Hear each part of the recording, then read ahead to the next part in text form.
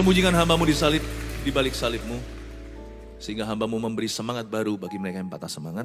Bagi mereka yang putus asa, sebuah mujizat. Sebab bagi Tuhan tidak ada yang mustahil, tidak ada yang mahal. Semua sudah Tuhan beli. Thank you Tuhan, we love you. Dalam hadiratmu, sungguh ada happy, ada bahagia. In Jesus name, dalam nama Yesus. Amin. Berikan tepuk tangan untuk Tuhan sekali lagi. Praise Jesus. Puji Tuhan. Hari ini saya mau bicara tentang topik yang sangat sederhana. Hati yang gembira adalah obat. Sungguh, happy-nya jadi anak Tuhan. Kalau Anda tidak merasakan happy, something is wrong. Not with God, but with you and me. Kalau sampai kita nggak happy, itu yang salah bukan Tuhan. Karena Tuhan memberikan sukacita di hati orang-orang yang Dia kasihi. Saya ajak kita buka satu ayat saja di Amsal pasal 17 ayat 22. Hati yang gembira adalah obat, karena satu ayat kita baca bersama-sama yuk, yang di sini termasuk yang di rumah atau dimanapun Anda menyaksikannya. Baca yang keras ya, karena ini bukan Anda baca untuk saya, Anda baca untuk diri sendiri. 2, 3. Hati yang gembira adalah obat yang manjur, tetapi semangat yang patah mengeringkan tulang. Sekali lagi 2, 3. Hati yang gembira adalah obat yang manjur, tetapi semangat yang patah mengeringkan tulang. Saya jadi ingat lagu anak kecil. Happy ya ya ya, happy ye ye ye. Saya senang jadi anak Tuhan. Siang jadi kenangan, malam jadi impian. Cintaku semakin mendalam. Mungkin lagu ini terlalu polos, terlalu lugu. Apa anak kecil gak tahu ya, kurang makan asam garam, bahwa hidup itu susah. Banyak keluh kesah. But I think baru gak lama lalu saya khotbah tentang menjadi seperti anak kecil. I think ada kebenaran dalam lagu ini. Memang gak selalu siang jadi kenangan sih. Kadang-kadang jadi nightmare, saya ngerti. Siang hari kita ngalami berbagai macam kekejaman dunia. Tekanan hidup. Malam jadi impian. Itu betul. Jangan sampai your dream is broken. You have Jesus, kita masih punya Yesus.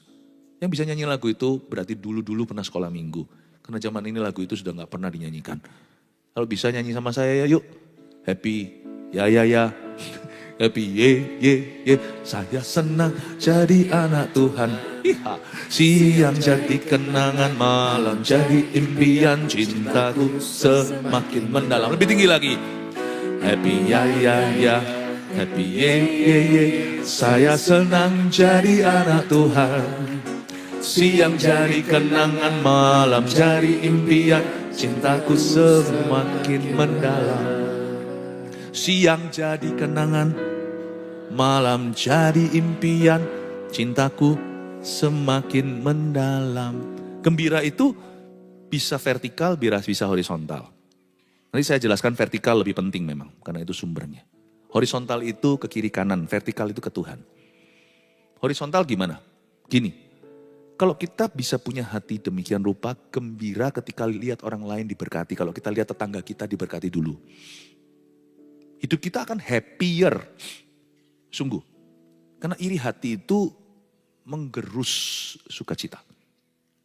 Erosi di dalam jiwa kita itu karena hati kita salah. Kalau kita bisa melihat orang lain dipakai Tuhan, doanya terjawab, padahal doa kita bertahun-tahun belum ada titik terang. Kalau kita bisa bahagia lihat orang lain bahagia, karena kita ini pinternya menangis dengan orang menangis.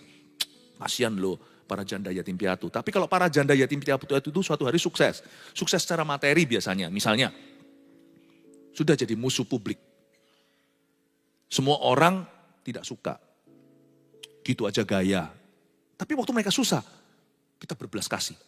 Tapi waktu mereka sukses, kita berkata, gitu aja sombong. Nggak tentu loh ya, menangis dengan orang menangis itu tanda bahwa hatimu benar. Tapi bisakah kita bahagia kalau lihat tetangga kita bahagia dulu?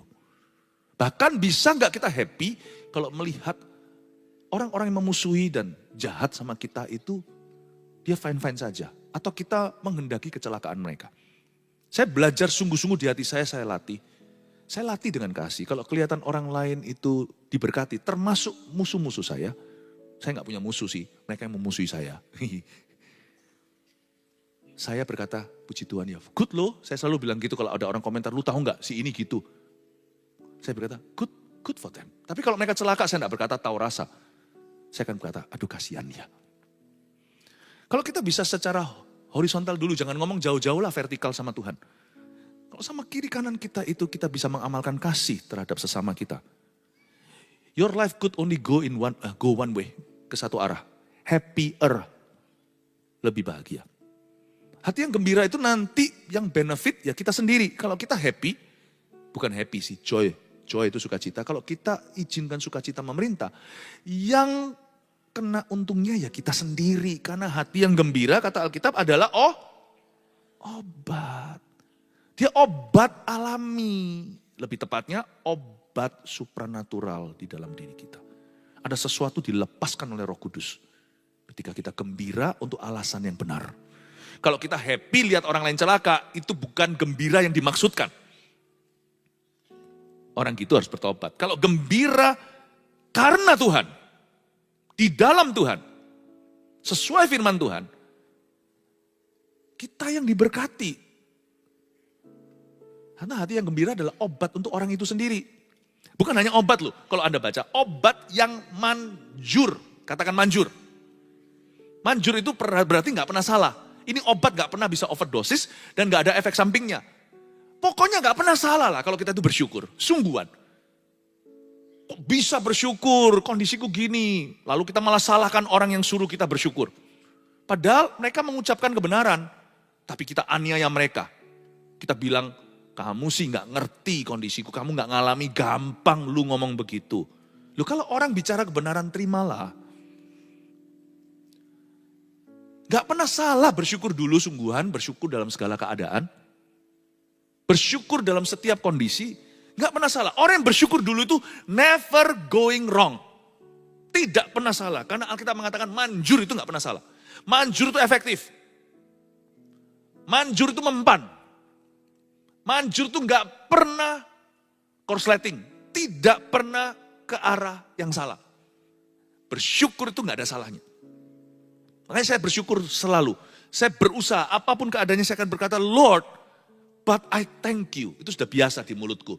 Bukan diutarakan untuk dikagumi orang, bilang puji Tuhan kiri, puji Tuhan kanan. Bukan, I'm saying that in my heart.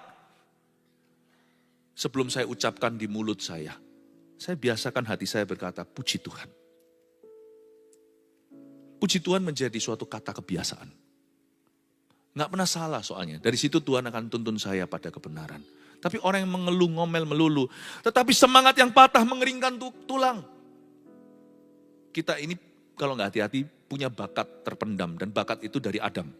Kita itu pinter mematahkan semangat sendiri. Dengan perkataan yang negatif, pesimis. Dan selalu mulut kita berbicara nggak mungkin. Padahal Tuhan berkata dalam sebuah perumpamaan. Kalau anak manusia datang ke dunia, adakah dia melihat, mendapat? Apakah dia mendapatkan iman di bumi? Mulut kita itu lebih biasa, lebih bisa terima hal-hal yang sifatnya negatif. Dan kita juga ucapkan ke orang lain dan kita patahkan semangat mereka sekalian. Enak aja gue sendiri yang patah semangat. Saya tarik kalian. Tidak akan menolong siapa-siapa kecuali kita tambah berdosa. If you got nothing to say, kalau kita nggak tahu mau ngomong apa dalam situasi tertentu, silence is golden, lebih baik diam. Sampai mulut kita diisi firman, supaya yang nanti kita utarakan, kita ucapkan, kita akui adalah iman. Kalau saya tidak tahu mau ngomong apa dalam situasi tertentu, saya diam aja. Saya masuk hadirat Allah, saya tutup pintu di belakang saya cari Roh Kudus. Dan mulut saya dipenuhi dengan firman. Setelah saya menang secara roh, meskipun hidup saya masih sama, masalah masih di sana. Tapi waktu saya yakin dengan iman bahwa masalah ada tanggal kadaluarsanya, saya keluar dari situ, biasanya mulutku penuh dengan pengakuan iman.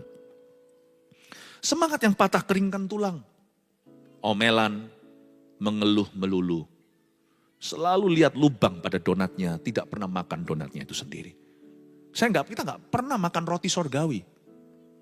Kita selalu mengeluhkan bolongnya, lubangnya di hidup kita. Tuhan belum jawab, sedangkan kita bisa menghitung berkat Tuhan. Semua doa yang sudah dijawab Tuhan itu gak kurang-kurang di hidup kita. Kalau kita hitung satu persatu aja, gemuk iman. Biarkan yang belum dijawab itu menyusul. Bersyukur dulu di depan. Nanti kan ada berkat susulan. Tapi kalau kita mengeluh dulu di depan, semua susulan itu gak akan datang. Dan semua yang sudah terjawab, semua batal. Semua yang kita sudah alami, semua tidak ada arti. Semangat yang patah keringkan tulang. Saya kasih poin-poin yang sederhana. Biasanya poin-poin saya taruh di belakang, saya kasih di depan dulu, lalu kita bahas satu persatu. Hati yang gembira adalah obat yang manjur. Tadi kan saya sudah ajarkan gembira yang sifatnya horizontal, ke samping, kiri kanan, atau ke sesama manusia. Coba sekarang saya tunjukkan ya. Gembira yang sesungguhnya itu adalah gembira karena nama kita terdaftar di sorga. Tahukah Anda itu gembira tingkat tinggi? Itu gembira tingkat paling atas.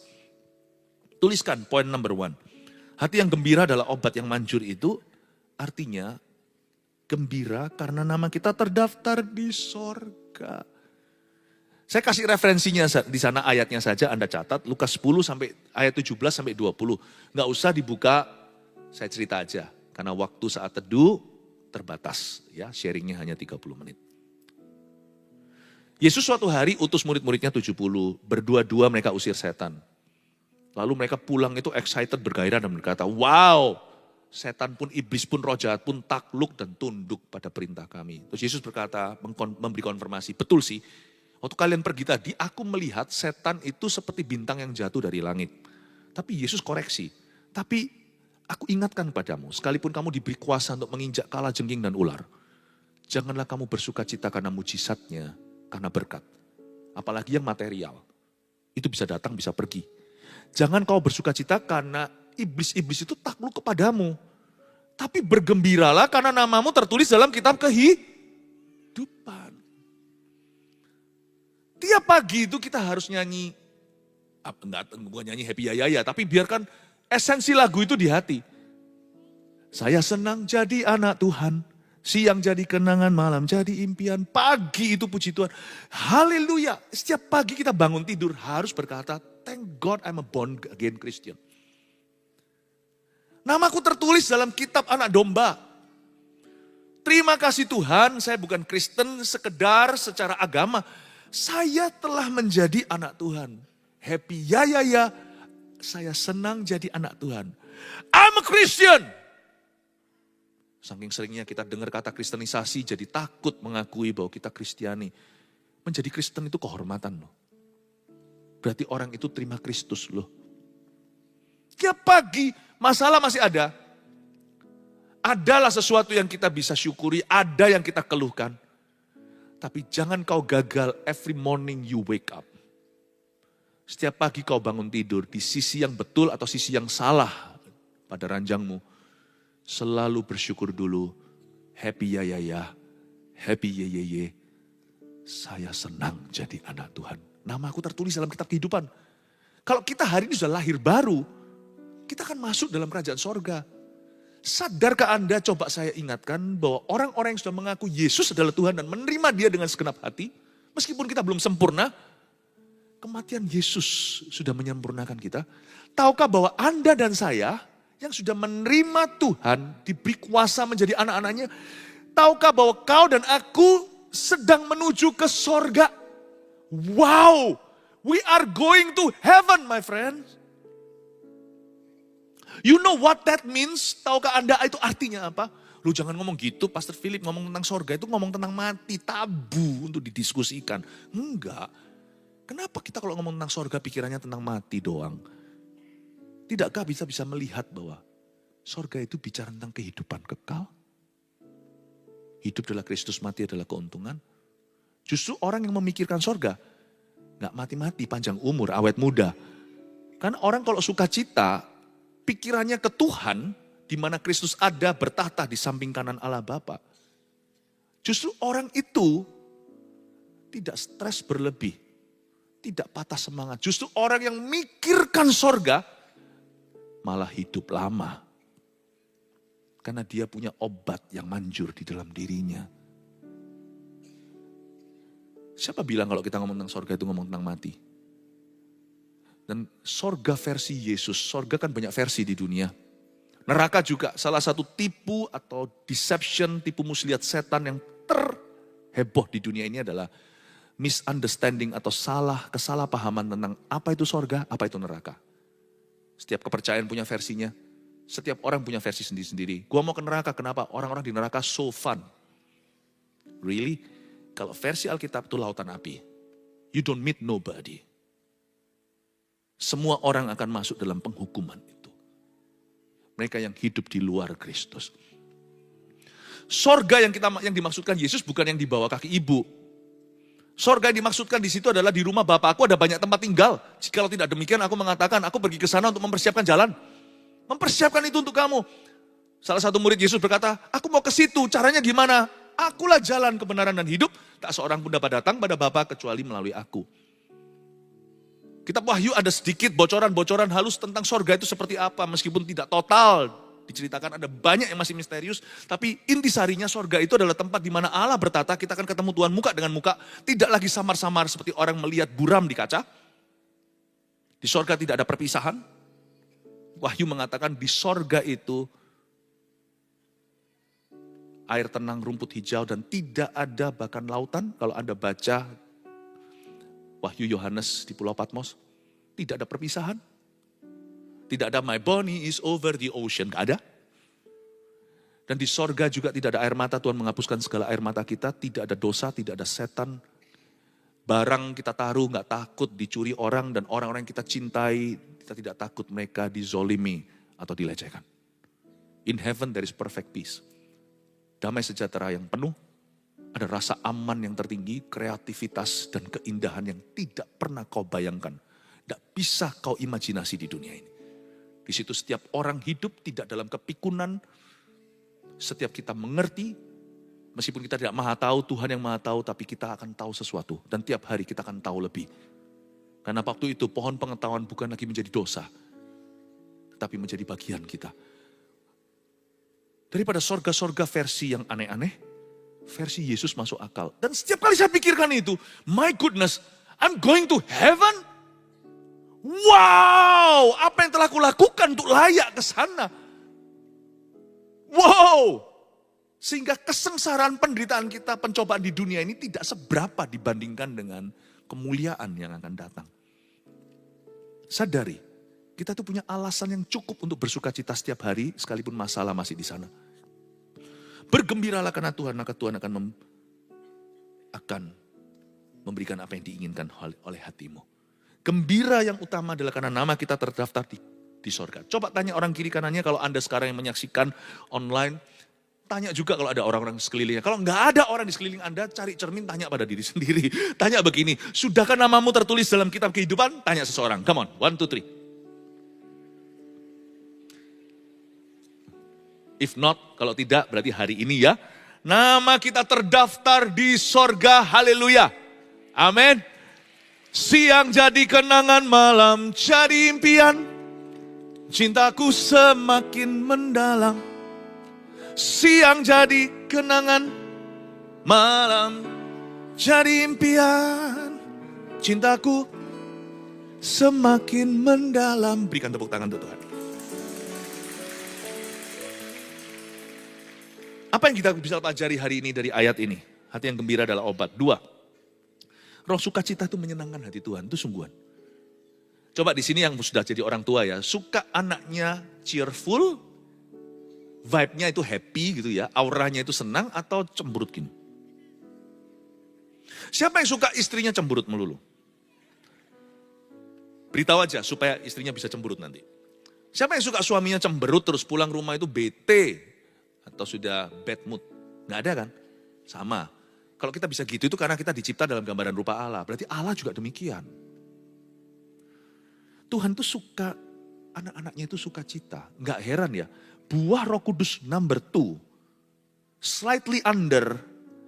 Di bawah buah nomor 1 yang wahid, yang terbesar. Bahkan dibanding iman dan pengharapan pun ini lebih gede. Ini cuman runner up, itu juara 2-nya. Love, joy, peace, patience. Kasih, sukacita, damai sejahtera. Dan berikutnya. Gak main-main, Tuhan gak taruh damai nomor 2. Tuhan taruh sukacita, karena orang yang sukacita lebih damai. Kalau kita itu punya sukacita, masalah besar pun lebih mudah ditanggung daripada orang yang mengeluh. Masalah kecil pun rasa berat. Ya kan, ya kan? Aduh, ada sariawan, waduh bad mood seharian. Saya pernah lihat orang di kemoterapi udah belasan kali. Kelihatan saya masih, Pastor Philip, haleluya Tuhan baik. Harusnya lain kali yang sariawan saya ajak. Bedanya bukan di jenis penyakit. Ini jenis penyakit ya sakit lah sariawan. Tapi nggak ada apa-apanya dibanding jarum kemoterapi. Yang satu ngeluh, yang satu happy. Malah bisa pikir sudah makan belum. Aduh taci ini saya bilang, saya datang tuh jenguk kok malah tanya saya sudah makan. Kok masih bisa mikirin makanan orang. Sana sudah gak nafsu makan. Udah seperti beating gitu. Ada banyak jemaat kita kayak gitu. Makanya saya sangat proud sekali, sangat bangga. Proud of jemaat GMS. Dan juga keluarga Saat Teduh bersama. Spiritnya itu loh, joy-nya itu loh, sukacitanya. Gara-gara hatinya penuh kasih, gak heran lumbernya ke sukacita. Gitu loh. Karena orang kalau punya sukacita itu, lebih bisa menanggung masalahnya. Dan jangan-jangan dia bisa menanggung masalah orang. Sudah makan belum? Malah bisa mikirin orang lain. Tapi orang kalau mengeluh terus ya itu gak enak. Gak enak diajak bicara, gak enak diajak berteman. Orang kayak gitu tuh menarik spiritmu ke bawah. Karena Tuhan itu suka sekali orang yang punya roh sukacita. Karena itu paling dekat sama kasih. Tahu gak? Tetangga yang paling dekat sama Australia. New Zealand namanya. Ada yang dari New Zealand di sini Selandia Baru yang khusus datang ke sini untuk Saat Teduh. Oh haleluya, kasih tepuk tangan untuk mereka, termasuk yang online, kasih tepuk tangan untuk mereka. Mau tahu nggak?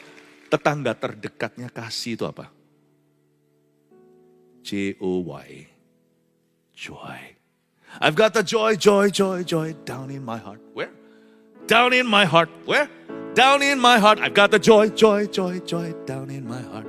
Down in my heart to stay. I am so happy, so very happy. I've got the love of Jesus in my heart. I'm so happy, so very happy, happy. I've got the love of Jesus in my heart. Yang di Indonesia, di Google sendiri nanti ya.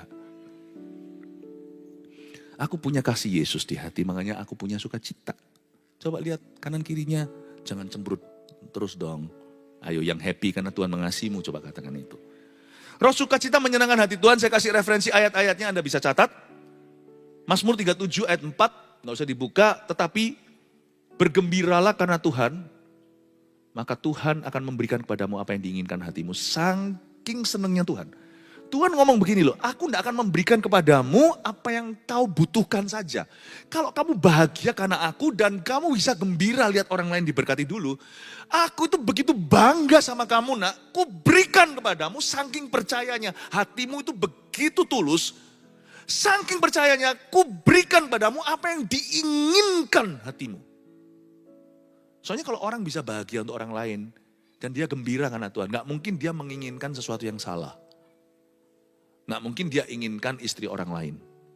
Itu berarti ingin kecelakaan rumah tangga orang. Kalau dia bisa senang untuk orang lain demi Yesus. Orang itu semua yang dia inginkan pasti selaras dengan firman. Tuhan berkata apapun yang kau inginkan ku berikan padamu. Makanya ya, orang kalau berdoa dengan omelan saja, ya bolehlah ngomel awal-awal. Tapi akhirnya harus disertai ucapan syukur. Semua permohonanmu itu dengan iman dan dengan ucapan syukur. Dalam doa dan permohonan, sertai ucapan syukur. Kalau kita itu berdoanya itu ngomel saja, biasanya doanya alot. Tapi kalau kita doanya itu nggak bisa syukur, itu seperti orang makan banyak, lalu telannya itu enak. Karena syukur itu seperti cairan yang melumas makanan. Doa itu mulus terjawab, tidak heran ya. Doanya terjawab. Itu bukan mekanisme, bukan suatu metode. Tetapi orang yang sukacita itu doanya mudah terjawab. Itu rahasia umum, itu rahasia surga.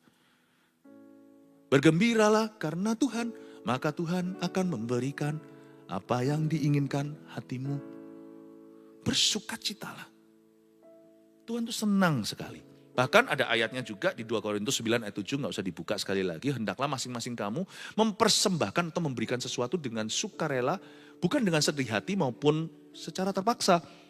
Tetapi dengan sukacita sebab Tuhan mengasihi orang yang memberi dengan sukacita. God loves the cheerful giver. Mempersembahkan di sini nggak tentu hanya bicara tentang persembahan materi, menaburkan uang. Tapi mempersembahkan hidup dan everything you do, anything you do, apapun yang kau lakukan untuk dia. I do this for him, aku lakukan ini untuk dia. Then do it joyfully. Jangan keberatan hati, jangan jadi beban. Tuhan itu bukan beban. Apapun yang kau lakukan untuk Tuhan, lakukan dengan segenap hati, dengan sukacita. Coba bayangkan kalau anak kita ambilin kita minum dengan tuh, Papa ini. Tapi dengan Pa minum ya. Jangan sampai dehidrasi, dengan happy gitu. Papanya kasih sih kasih. Dua anak tetap sama dicinta. Tapi papanya berkenan sama mana, ayo. Minum. Udah jangan repotin aku. Ambil sendiri toh, Pak. Aku deket di situ loh airnya. Satunya lagi, Papa mau apa? Ini. Ya, minum Pak, supaya jangan keseret. Cinta sih dua-dua. Ada kebakaran, dua-dua pasti ditolong sama Papa. Kenan yang mana? Makanya Tuhan itu berkenan pada orang yang bersuka cita. Apapun yang dipersembahkan, apa yang dia lakukan dengan gembira. Harus tahu dulu Tuhan itu senangnya apa. Cinta sih cinta, tapi Tuhan gak senang semua. 3, ada satu hal lagi ekstra. Ada kuasa dalam pujian dan syukur, catat itu.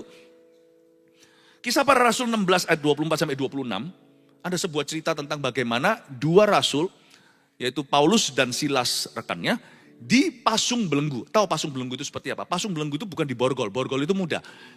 Pasung belenggu itu tangan dan kaki hampir paralel dalam sebuah pasungan. Itu berarti buat pinggangnya itu killer banget.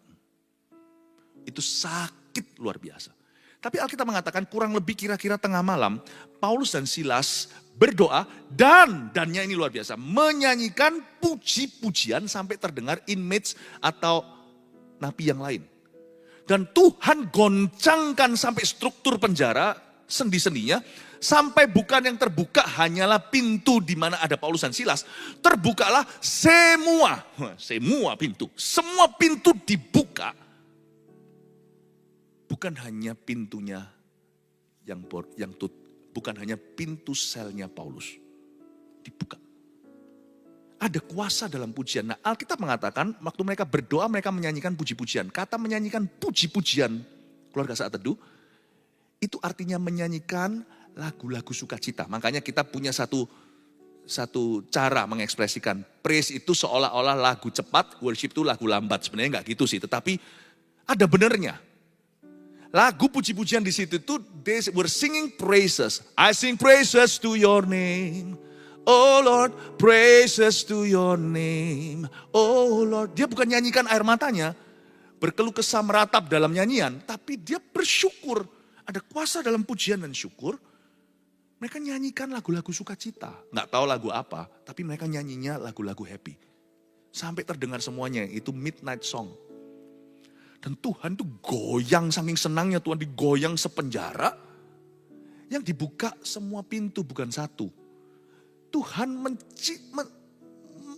mengirimkan mujizat yang mereka perlukan untuk mereka bebas. Dan mujizat yang nggak tentu mereka perlu. Saking senangnya Tuhan, dia berlebihan. Kalau kita jadi Tuhan kan buka satu pintu, narapidana kalau lepas gimana? Tapi Tuhan buka semua pintu saking senangnya gara-gara Paulus dan Silas. Mujizat yang kau perlukan diberi, mujizat yang tidak tentu kau perlukan juga dibuat available. Ada kuasa dalam pujian dan syukur. Tahukah Anda? Dan hari itu mujizat yang terjadi di penjara bukan mujizat kesembuhan, lebih besar dari itu mujizat keselamatan. Sipir penjara itu, kepala penjara dan seluruh family-nya bertobat terima Tuhan dan dibaptiskan malam itu juga. Sehingga ada ayat yang terkenal, Kisah Rasul 16:31. Percayalah kepada Tuhan Yesus dan seisi rumah tanggamu akan diselamatkan. Mujizat terbesar terjadi. Orang yang menganiayanya satu-satu jadi Kristen hari itu. Can you imagine what God can do if you choose to praise Him in your circumstances? Gak tentu penjaramu dibuka.